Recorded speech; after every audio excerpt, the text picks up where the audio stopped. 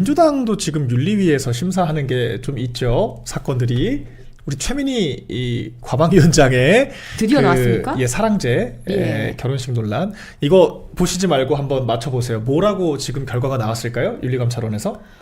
아, 이게 민주당 윤리감찰원이 제대로 섰다면은 이걸 예, 그냥 예. 넘어갈 수 없는 거 아닙니까? 뭐 당원권 정지 정도는 당연히 됐을 거라고 생각을. 중징계 나와야죠. 당원권 예. 정지 나와야죠. 예, 예. 그런데 경고를 의결했습니다. 경고. 무려 최민희 과방위원장에게 민주당 윤리감찰원이 경고를 했다라고 합니다. 예. 와, 이게 경고하고 넘어갈 문제입니까 지금? 네. 야. 아니 근데 좀 의문스러워요. 친명계라고 평가를 받던 김병기 원내대표, 그리고 강선우 의원은 제명. 그러니까요. 네. 최민희 과방위원장은 경고. 친청. 네. 이거 뭐죠? 이것도 당권의 사유화라고 좀 얘기가 나와야 될까요? 굉장히 민주당이 민주적이지 않게 지금 운영을 지금 당을 하고 있는 거 윤리감찰은 같네요. 무섭다더니만 이것도 사람 좀 가리나 봅니다. 아니 그리고 여기서 경고 처분을 했잖아요. 근데 네. 저는 이러면 이 최민희 방금 그 의원이 했었던 행동들에 대해서 어느 정도 면허를 자당 의원들에게 줬다라고 생각을 하는 것이 네. 최민희 의원이 했던 행동을 누군가가 반복했을 때 그 사람한테는 당원권 정지라든지 제명이라든지 그렇죠. 이런 조치를 하게 되면 형평성에 어긋나게 되는 거잖아요. 그렇죠. 저는 그래서 민주당 의원들끼리 뭔가 자당 의원들에 대해서 좀 최민희 의원 같은 행동을 해도 된다는 면허를 네. 준 게 아닌가 이런 생각이 좀 듭니다. 아니 이게 경고라는 거는 다시 앞으로는 그러지 마세요 이거잖아요. 그렇죠. 앞으로는 그러지 마세요 인 건데 결혼식 뭐 2번 할 것도 아니고 앞으로 그럴 일이 없죠. 이미 벌어진 사건에 대한 평가를 하는 거고, 이거는 정치자금법 위반 등으로 지금 고발도 다 들어가 있는 사건이거든요.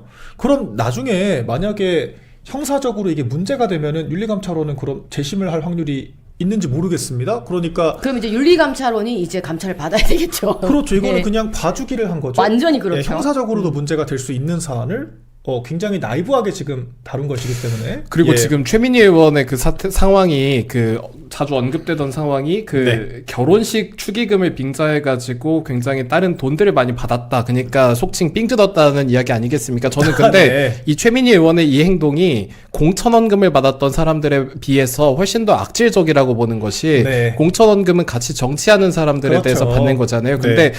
이 국회의원이 국정감사를 앞두고 아니면 그 인접해가지고 이 결혼식을 해서 축의금을 받는 행동들은 다양한 업자들이라든지 아니면 네. 국정감사의 대상자들에게 그 상당히 좀 광범위하게 삥을 뜯는 게 있거든요. 그래서 그렇죠. 삥 훨씬 더 뜯기죠. 광범위한 네. 잘못이고 큰 잘못이라고 생각을 하는데 굉장히 좀 의아한 결과가 나온 것 같습니다. 네, 그래서 사실 피감기관에 대한 사실상 위력 행사라고 봐야겠죠. 피감기관들에게 감사기관의 위원장, 과방위원장, 그러니까 피감기관이 아닌 MBC 보도본부장한테까지도 지적을 하고 뭐 시정 요구를 하고 퇴장까지 지시할 수 있을 정도의 권력을 가진 과방위원장 딸의 결혼식이 공교롭게도 국정감사 기간에 있었고, 피감기관들이 수십만 원씩 축의를 하거나 아니면은 이 어떤 축전을 줄 세우게 하는 그런 광경들이 펼쳐졌는데요. 이에 대해서 민주당은 경고만 했다.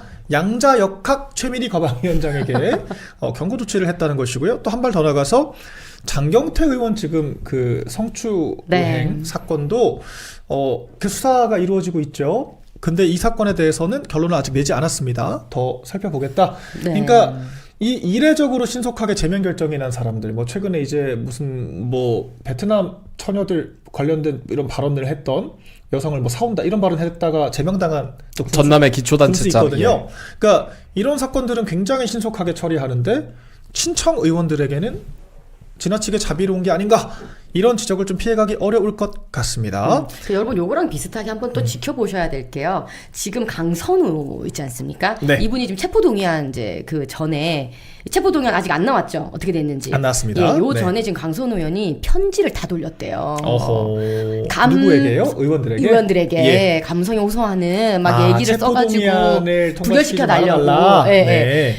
여러분 강선우 체포동의안 부결시키면요, 이 민주당 진짜. 아유. 예, 그러니까 또 이번에 최민희 건처럼 이렇게 이 내 식구 감사기 그런 네. 거예요. 그러니까 감성이 휘둘려가지고 이 국민 눈높이에 맞지 않는 이런 결정을 하면요 정말 네. 철퇴를 맞을 것입니다. 예. 이 강선우의 체포동의안 어떻게 하는지 여러분 앞으로 좀 유심히 좀 지켜보실 필요가 있겠습니다. 그러네요. 아니, 강선우 의원은 심지어는 제명당에서 무소속이잖아요. 그렇죠. 그럼 결과적으로 무소속으로 그냥 면피성 보여주기식의 징계만 해놓고 사실은 같은 당으로 아직까지도 인지를 하는 상태에서 내 식구 감싸기를 한다? 팔이 안으로 굽는다라는 평가를 받을 수밖에 없겠죠. 그리고 권성동 전 맞아요. 저 지금 원내대표 그 얘기를 하려고 했었는데, 예. 같은 사건, 그렇죠. 같은 부류의 사건이고 심지어는 공여에 대한 직접적인 증거가 없어요. 하지만 구속됐습니다. 맞습니다. 구속 재판을 지금 받고 있다는 점. 네.